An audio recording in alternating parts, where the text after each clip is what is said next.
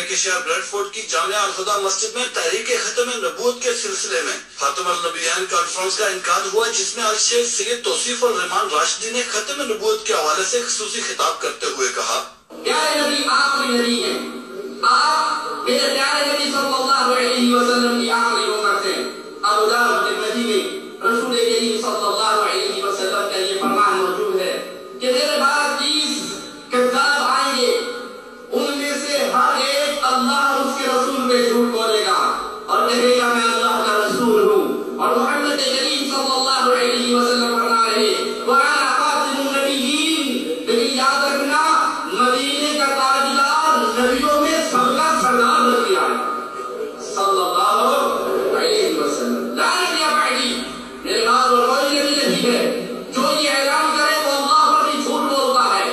وہ اللہ کا بھی دشمن ہے اور وہ محمد کریم صلی اللہ علیہ وسلم کا بھی دشمن ہے۔ ان کے علاوہ دیگر مقررین نے بھی خطاب کرتے ہوئے اس بات پر زور دیا کہ اللہ تعالیٰ کو ایک اور وحدہ لا شریک ماننا، اللہ تعالیٰ کے آخری پیغمبر حضرت محمد رسول اللہ صلی اللہ علیہ وسلم کی رسالت اور ختم نبوت کو زبان اور دل سے قبول کرنا ہر مومن کے لیے لازم ہے۔ ختم نبوت کا مطلب یہ ہے، اللہ رب العزت نے قرآن پاک میں کہا تمت کلمۃ ربک صدقا وعدلا، سچائی اور انصاف کی وہ رہنمائی جو آسمانوں سے نازل ہوا کرتی تھی پوری ہو گئی، مکمل ہو گئی۔ رسول اللہ صلی اللہ علیہ وسلم خاتم النبیین ہیں، آخری نبی ہیں، آپ کی ہستی سب سے افضل و اعلیٰ ہے، اسی طرح آپ کی بات بھی سب سے افضل ہے، نہ آپ سے بہتر کسی کی ہستی ہے، نہ آپ سے بہتر کسی کی بات ہے۔ الحمدللہ یہ ختم نبوت کے حوالے سے ایک ہماری کاوش ہے، اور ختم نبوت میں جنہوں نے خدمات سر انجام دی ہیں ان کی